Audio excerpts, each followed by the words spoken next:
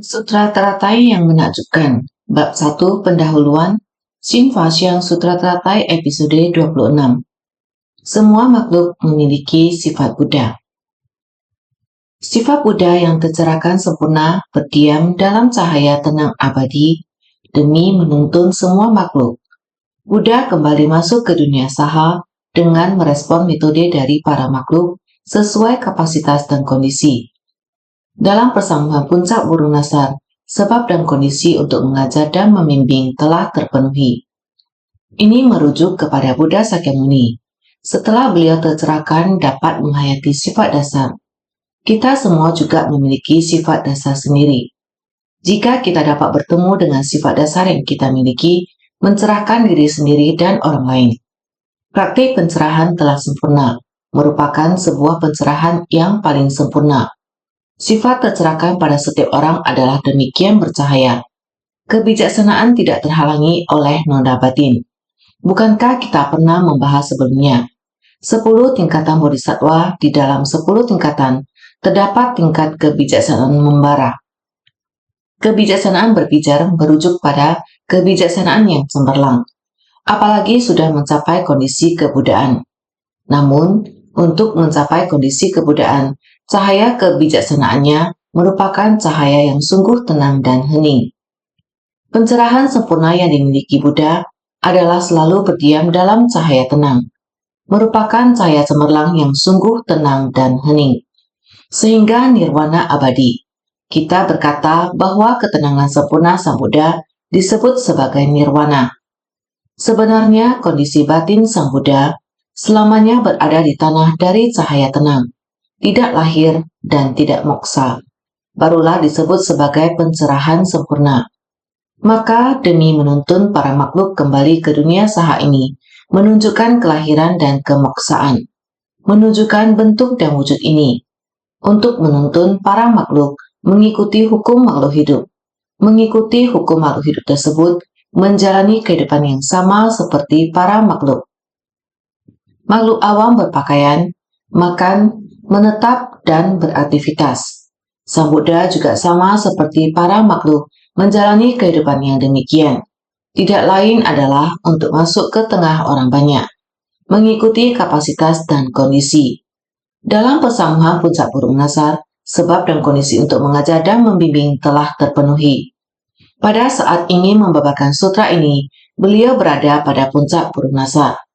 Sebenarnya pada puncak burung nasar bukan hanya membabarkan sutra teratai. Banyak kitab sutra yang dibabarkan pada saat beliau menetap pada puncak burung nasar. Tetapi untuk kali ini, seluruh pengajaran yang dibabarkan pada saat menetap di puncak burung nasar adalah ajaran yang sempurna, yang berbeda dengan sebelumnya, yakni berada dalam 6 faktor penyempurna yang di dalamnya secara khusus mengungkit salah satu dari 6 faktor penyempurna. 6 faktor penyempurna. 1. Demikianlah. Keyakinan sebagai faktor penyempurna. 2. Kudengar.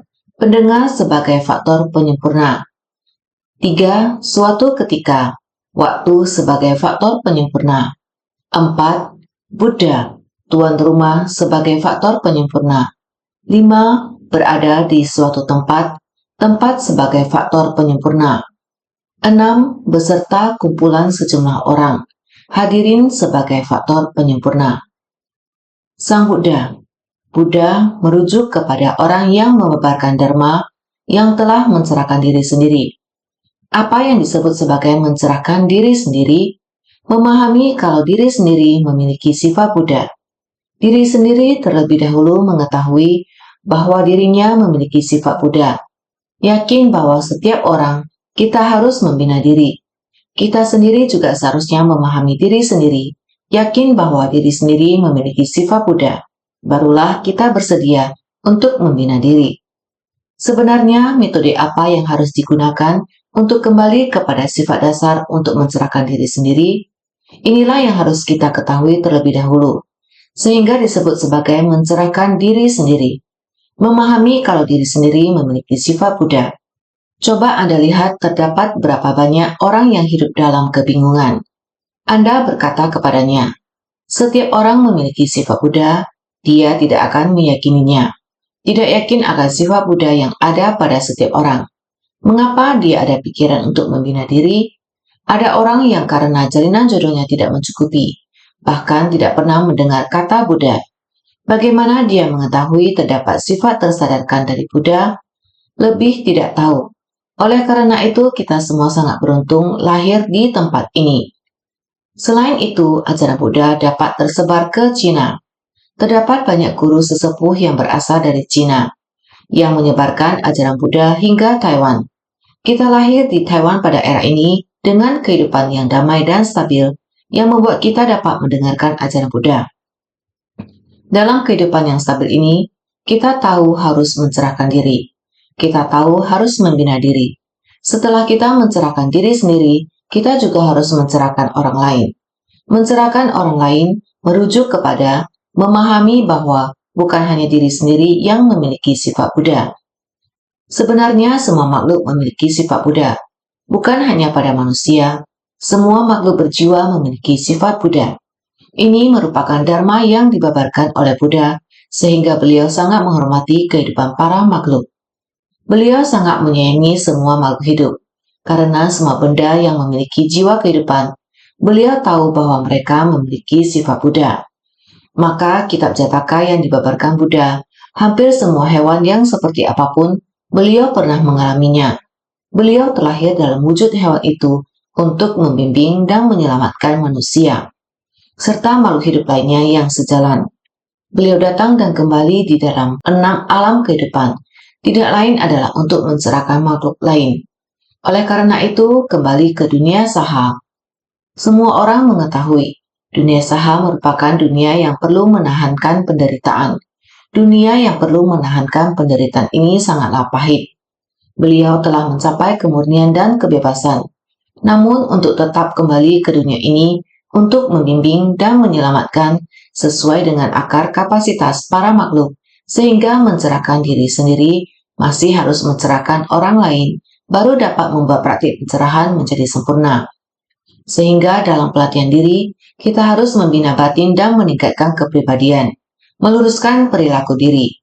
Inilah yang disebut sebagai pelatihan diri. Kita harus senantiasa mengingatkan diri sendiri, karena kita memiliki sifat Buddha yang setara dengan Buddha. Kita juga dapat mencapai kebudayaan, namun praktik luar kita juga harus diluruskan. Meluruskan perilaku diri, aturan yang diajarkan Sang Buddha. Apakah kita benar-benar meyakini, menerima, dan mengamalkannya? Mengamalkan aturan dari Sang Buddha. Jika kita benar-benar dapat demikian, ini merupakan praktik. Pada era Sang Buddha, sesuai dengan ikrar beliau membangkitkan tekad sesuai dengan ikrar untuk memulai. Sejak kalpa yang tidak terhingga, kehidupan demi kehidupan berada di dalam 6 alam kehidupan, tanpa henti menyelamatkan dan membimbing para makhluk. Ini merujuk kepada ikrar dan praktik beliau. Maka ikrar dan praktik. Ikrar berada di dalam batin. Praktik merujuk kepada penerapan dan pelaksanaan dengan sungguh-sungguh. Maka untuk menunjukkan derajat para makhluk, agar setiap orang mengetahui bahwa mereka memiliki sifat Buddha, diri sendiri juga terus membangkitkannya. Demikianlah untuk mencerahkan orang lain. Ini merupakan tindakan. Dalam tindakan dapat melihat semua orang dapat tercerahkan. Ini disebut sebagai praktik pencerahan yang sempurna. Sempurna merujuk kepada sifat Buddha yang tiada duanya. Pada diri sendiri dan orang lain, semua orang telah mengetahuinya. Sifat dasar yang saya miliki setara dengan sifat dasar Buddha. Inilah yang perlu setiap orang pahami. Dalam Sutra Nirvana disebutkan, mencerahkan diri sendiri adalah memahami kalau diri sendiri memiliki sifat Buddha. Mencerahkan orang lain adalah memahami kalau semua makhluk memiliki sifat Buddha. Sempurna artinya diri sendiri dan orang lain memiliki sifat Buddha yang tidak mendua. Maka mencerahkan diri sendiri berbeda dengan makhluk awam. Karena kita telah mencerahkan diri sendiri sekarang, maka sudah berbeda dengan makhluk awam.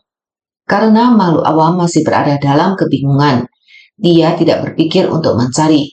Yang pertama, tidak mengetahui. Yang kedua, tidak berpikir untuk tekun.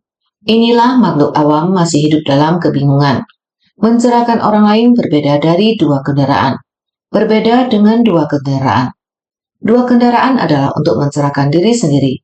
Memberi kebaikan terhadap diri sendiri sudah baik dengan hanya mencerahkan diri sendiri. Saya sendiri menjaga kewajiban diri tanpa mempedulikan orang lain. Bagaimanapun perilaku orang lain, saya tidak menghiraukannya. Demikianlah adalah tidak benar. Melihat orang lain sedang terjerumus untuk menciptakan karma buruk. Dengan demikian, kita harus membangkitkan batin yang tidak tega. Kita harus melakukan penyadaran melalui kerjasama, melakukan penyadaran melalui pelatihan diri.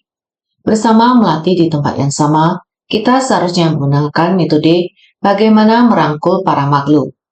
Jangan melihat para makhluk menciptakan karma, kemudian kita juga sama hanya membiarkannya. Tidak boleh demikian. Yang memiliki jalinan jodoh, kita segera membimbingnya. Jangan hanya memberikan kebaikan terhadap diri sendiri. Kita membina diri harus dengan melatih ajaran kendaraan besar. Maka mencerahkan diri sendiri, setelah memahami kita harus bergegas membuat semua orang memahaminya. Kita dapat melatih Dharma Bajik. Kita juga mengajak orang-orang untuk melatih Dharma Bajik. Ini adalah tujuan kita membina diri yang sebenarnya. Maka mencerahkan orang lain berbeda dari dua kendaraan. Sempurna berbeda dari Bodhisattva. Bodhisattva juga masih belum sempurna, masih berada dalam tahap pembelajaran. Sembari belajar ke atas mencari jalan kebudayaan, ke bawah membimbing para makhluk. Masih ada bagian yang tidak kita ketahui. Kerisauan yang halus dan tersamar masih ada. Lihatlah, bukankah kita semua membangkitkan batin untuk membina diri? Apakah masih ada keakuan? Apakah pandangan dan pemahaman tentang keakuan masih ada? Dalam kehidupan sehari-hari, apa yang kamu lakukan salah? Yang saya lakukan benar? Orang seperti apa demikian? Orang seperti apa tidak benar? Sepertinya kita masih memiliki kerisauan yang halus dan tersamar. Kita masih memiliki perbedaan yang halus. Masih belum benar-benar memahami seluruhnya, sehingga masih memiliki kerisauan yang halus dan tersamar. Meskipun kita membangkitkan batin bodhisattva, mempraktikkan jalan bodhisattva, namun kita masih belum sempurna, masih belum tuntas untuk mencapai kondisi kebudayaan. Maka kesempurnaan merujuk kepada yang telah tuntas dan selaras yang sesungguhnya. Ini barulah pencerahan sempurna yang sesungguhnya. Maka kita harus membedakan benar dan salah dengan jelas. Bukan hanya menjadi orang baik, beberapa orang adalah orang baik saja. Hanya tahu bahwa mau menjadi orang baik. Tidak bisa membedakan benar salah secara jelas. Terkadang ada yang menipu diri sendiri dan orang lain. Demikian juga tidak benar. Ini termasuk dalam tidak memiliki kebijaksanaan. Kebijaksanaan yang masih belum sempurna. Makanya kesempurnaan kita harus melampaui kondisi dari bodhisattva. Tidak perlu kondisi apapun yang muncul, batin kita damai dan leluasa. Namun untuk segala tindakan yang diciptakan para makhluk harus aktif. Dengan demikian akan tiba pada kondisi yang sempurna. Mencerahkan diri sendiri adalah membedakan diri dari makhluk awam. Mencerahkan orang lain adalah membedakan diri dari para makhluk. Mencerahkan orang lain adalah membedakan diri dari para praktisi dua kendaraan. Sempurna adalah membedakan diri dari para bodhisattva. Tuan rumah yang membabarkan Dharma dalam pesama puncak Burunasar adalah pangeran dari Raja Sudodana di kerajaan Kapilawastu. Dia meninggalkan kehidupan berkeluarga dan mencapai pencerahan sempurna. Nama lainnya adalah Sakyamuni. Sekiranya bukan Sang Maha Suci dan sadar, bagaimana mungkin mampu membabarkan Dharma agung dari kendaraan besar? Makanya disebut tuan rumah sebagai faktor penyempurna. Nepal adalah kampung halaman Sang Buddha. Pada zaman dahulu dikenal sebagai kerajaan Kapilawastu. Meskipun merupakan kampung halaman Sang Buddha, juga sama berada di bumi ini.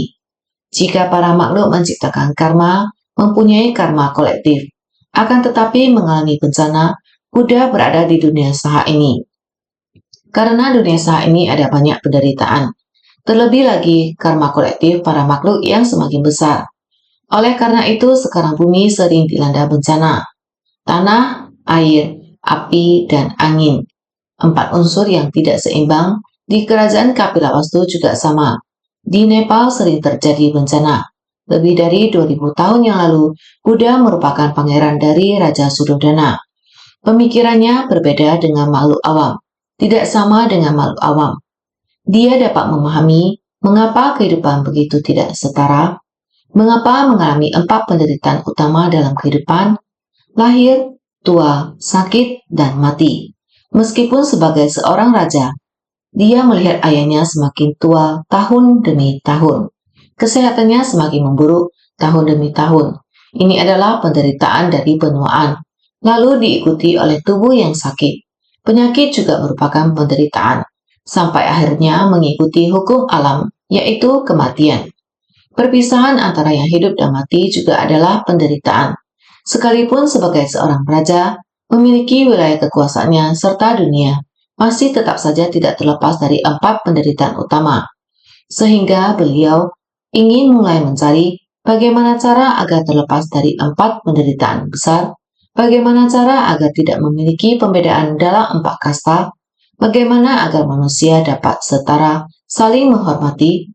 Ini juga merupakan tujuan beliau, sehingga pergi mencari prinsip kebenaran sejati, memasuki kehidupan monastik dan membina diri. Pada akhirnya mencapai pencerahan, sehingga setelah dia mencapai pencerahan, memiliki gelar lain yang disebut sebagai Buddha Sakyamuni. Ini merujuk kepada yang tercerahkan dari suku Sakya. Telah dipenuhi oleh kebijaksanaan, telah dipenuhi oleh welas asih. Ini disebut sebagai orang yang dapat berbaik hati, yakni kebijaksanaan dan welas asih. Sang Mahasadar yang kebijaksanaan dan welas asihnya terhubung, sehingga disebut sebagai Buddha Sakyamuni. Coba Anda pikirkan ini. Pembabar Dharma Sutra teratai di puncak Burung Nasar merujuk kepada tuan rumah yang membabarkan Dharma. Jika bukan yang tersadarkan dari kendaraan besar, bagaimana dapat membabarkan ajaran duniawi? Ajaran duniawi terlahir dari dunia. Bagaimana cara agar dapat membentangkan satu jalan? Jalan Agung Bodhisattva yang rata dan lebar, agar semua orang dapat berjalan di jalan agung ini. Ini merupakan sesuatu yang dapat dilakukan oleh Sang Mahasadar. Beliau dapat membabarkan Dharma yang meresap ke dalam batin semua orang, agar terbuka sebuah jalan kesadaran dari setiap batin manusia. Ini disebut sebagai mencerahkan diri sendiri dan mencerahkan orang lain. Sang Mahasadar yang sempurna dalam kesadaran dan praktik, yakni pada persamuan sutra teratai ini, merujuk kepada pembabar Dharma pada persamuan puncak Burung Nasar, yaitu tuan rumah yang membabarkan Dharma. Pembabar Dharma juga adalah tuan rumah. Di dalam 6 faktor penyempurna, ini dinamakan sebagai tuan rumah sebagai faktor penyempurna. Buddha adalah tuan rumah sebagai faktor penyempurna. Para hadirin sekalian, dalam mempelajari ajaran Buddha, mencerahkan diri sendiri, mencerahkan orang lain. Praktik pencerahan harus sempurna, baru dapat dihitung sebagai praktisi sejati. Kita semua harus mengetahui, sifat Buddha adalah tercerahkan sempurna. Berdiam dalam cahaya tenang abadi. Batin kita harus senantiasa memancarkan cahaya yang tenang, terpampang keluar. Dengan demikian barulah kita benar-benar menekuni ajaran Buddha. Kita sendiri adalah setara dengan Buddha. Kita juga memiliki cahaya tenang abadi dari hakikat dasar untuk menuntun para makhluk. Sang Buddha kembali masuk ke dunia saha, menampakkan kehidupan yang sama dengan kita, yakni mengikuti kapasitas dan kondisi. Maka sekarang jalinan jodohnya telah matang, menetap pada persamuan puncak Burung Nasar, membabarkan Dharma kepada semua orang. Maka dengan ini mengajak semua orang, karena kita mempelajari ajaran Buddha, kita harus senantiasa lebih bersungguh hati.